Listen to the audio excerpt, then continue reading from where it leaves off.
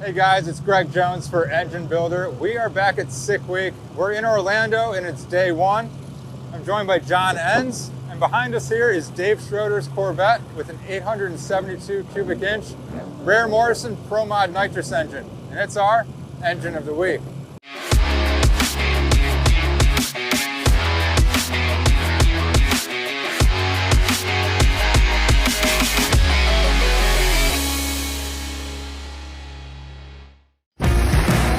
Engine Builder's Engine of the Week is sponsored by Pen Grade 1, L-Ring DOS Original, and NPW. John, thanks so much for giving us a little bit of time here. Obviously, you and Dave, you guys have been doing the drag and drive thing for a long, long time. And you're back here at Sick Week once again. You got a different Corvette this year, obviously, with the accident last year. But you got a very similar, Pro Mod Nitrous engine that you guys have run for a lot of years, and we'd love to know more about it. Well, it's about a 2013 era Reher-Morrison 5.3 bore space, 872 cubic inch motor. Yeah. It's virtually the way Reher built it back in the day, other than a few upgrades in the valve train area. We played with some bottom end clearances as well, because the Pro Mod guys like to run them really cold at the starting line, and they keep them open. They open up the clearances a little, whereas when we heat soak them on the road, we just can't tolerate as wide of clearances as what they run in a race application. Yeah. Very good. John, walk us through a little bit about specifically what you guys have, in the Pro Mod engine here in terms of the components that you guys are using and running. Well, it's the biggest secret to this motor, to making it live in a drag and drive application, is our valve train. Yeah. And we run an Isky camshaft that was designed, engineered by Isky, with Isky bushing roller lifters.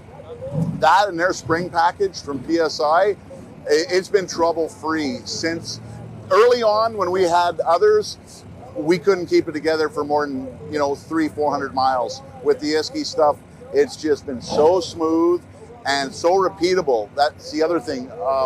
We had some grinds there. It was funny. They'd work good early in the day, and then all day you'd struggle. You'd go for lunch, or you'd give it an hour or two, it would go good again. Can't explain it. There was very little repeatability in some of those grinds. Maybe some of your more experienced builders would understand what I'm talking about. I don't know why it happens, but when we got set up with the current Isky grinds, I could make small changes in the tune-up, and they showed up. So take that for what it's worth. Yeah.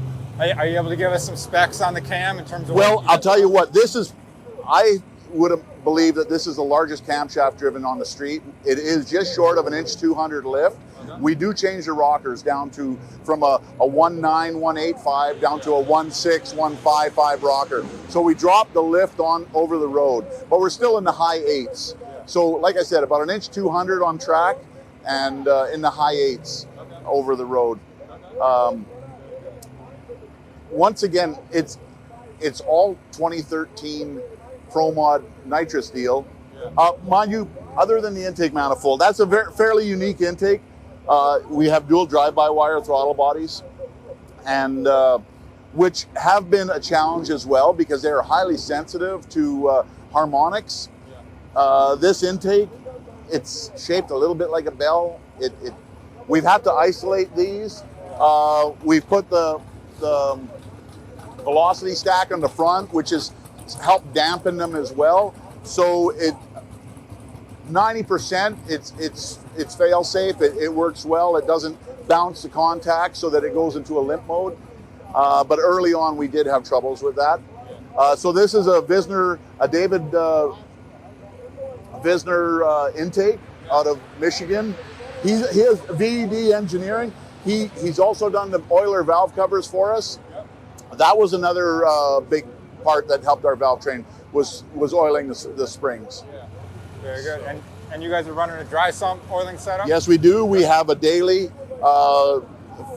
This is a modular dry sump, so the pump is mounted to the pan, which is super nice, especially if we're over the road. It's so rigid. We don't have any belt issues with bracket flex and things like that. So yeah, that daily pan is another big part of the success of this motor over the road. You know, we drive it in such a manner, we got lots of pressure when the motor heat soaks. You know, it's things that don't show up in drag motors that often. You know, it really shows up for us on our long drives. Yeah. Now, John, you mentioned the ISKI cam and the valve train being important to your setup. How about some of the other components that you guys have in there? A few other things. Well, we have 4 stages of nitrous on this motor. They're just soft line kit because that's, you know, I'm not a Monty Smith or others in the nitrous plumbing, and it's actually it's light, it's flowing enough, so we've been happy with that. Another. Well, hold on. Now, before you jump away from the nitrous, you know, obviously that's a unique setup for drag and drive. You guys might be one of the very few running the nitrous. You know, what's kind of behind that decision to have Okay, number one, we like to be a little different. Yeah. We like to go to the beat of our own drum. Sometimes we're only beating our heads, not the drum at all. But, you know, we think it's cool. A lot of this racing, it's about a little bit about loving the car you're working on and feeling it's a cool hot rod. And we both think this is a cool hot rod. Oh, absolutely. So that, you know, that's really, why not be different? You know, it gives people something else to maybe cheer for instead of just turbos. Or, I mean, if we were going to do anything, we'd probably go with a root style supercharger, just again to be different. Yeah. But I do want to mention something else about the car and the combination is the cooling system is extremely important on this car, and our cooling really came easy after we got involved with Delta PAG. And this is a monocore rad. Yeah. This is, it's moved away from the traditional multi-core. You know, in the old days, everyone wanted a 4-core in their hot rod. No, this is a single core, 1.5-inch tube, double pass rad, and with dual 16s mounted on it, Delta PAG fans, and low amp draw, high airflow, super high airflow, and this motor runs very, very cool over the road. That's great. That's important for sure. A lot of that, you know, that is the first line of defense, and then a little bit of our tune-up. You know, it's surprising. It's a 13-to-1 compression motor. It's still factory compression. Yeah. It's a 5-inch bore, 5.55 stroke, and we run it on pump gas over the road.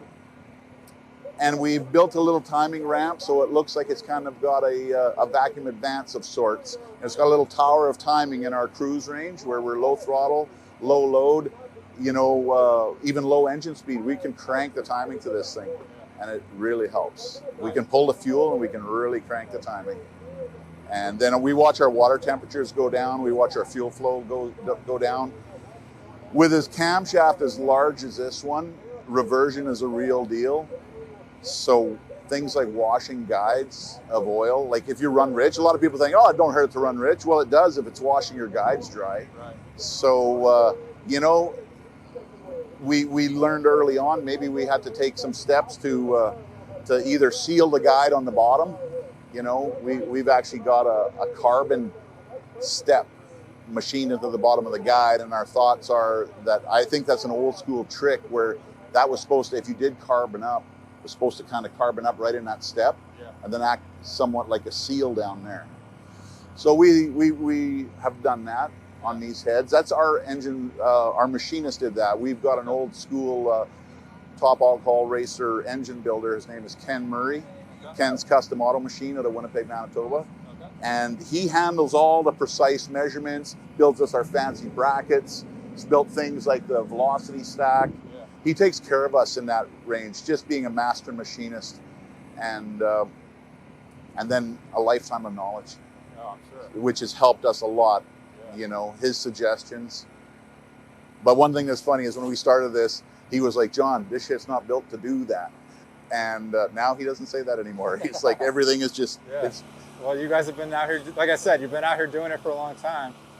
So, John, you know, what kind of horsepower does the Pro Mod engine make, you know, with and without nitrous? this motor is supposed to be capable of around 2,700 horsepower. Okay. We've never had more. The honest truth is we've never run more than about 2,200 horsepower. Yeah. We struggle with power application. We test, but we don't get enough testing in. We need to test more. Sometimes our testing takes us down maybe an easier road, and we're not getting ultimate performance out of it. So now we had made a change just before sick week here. We had made a converter change, and I think it's going to be for the better.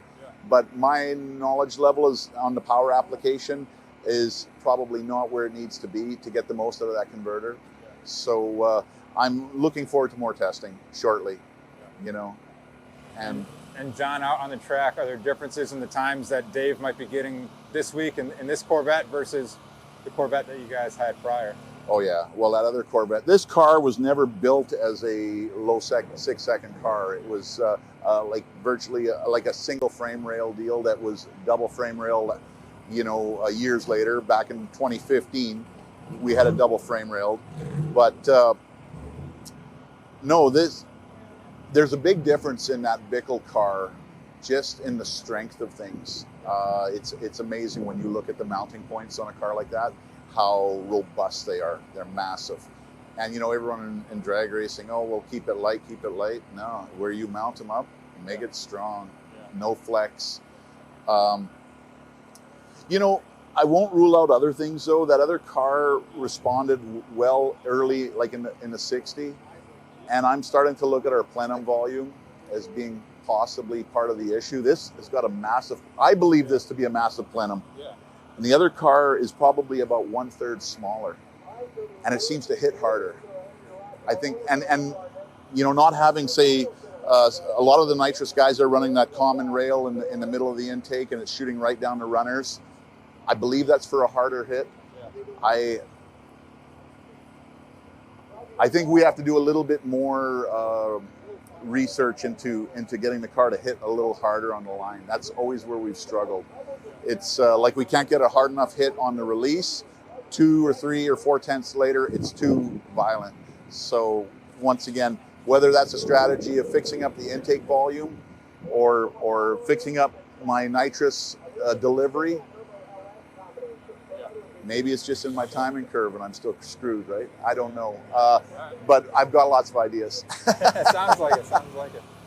Well, John, all right, so you mentioned, you know, this isn't going to be the 6-second car that the other Corvette was, but, you know, what are you and Dave kind of hoping for this week? I think this car should go 650s all week. Okay. If we can go A to B, you know, it should go right in the mid-6s without too much trouble. We're not running all 4 stages. Yeah. We're going to run 3. We're going to run 3 stages. So, and then see what's going on at the end of the week, see if we're even here, see how the road goes. I mean, a car like this is trying to kill itself every minute it's running, right? And there's so many little spots that could be failure points. And it's just weirdest things show up. So, you know, it's still a big deal to make the drive. It really is. So. Absolutely. Well, John, we wish you and Dave best of luck this week. We appreciate the time walking us through the Corvette and the Pro Mod Nitrous engine that you guys have here. Guys, that's been this episode of Engine of the Week. Make sure you guys are checking out everything that Dave and John have going on. And as always, make sure you're checking out enginebuildermag.com for more great engine content. Thanks for watching, and we'll see you guys next time.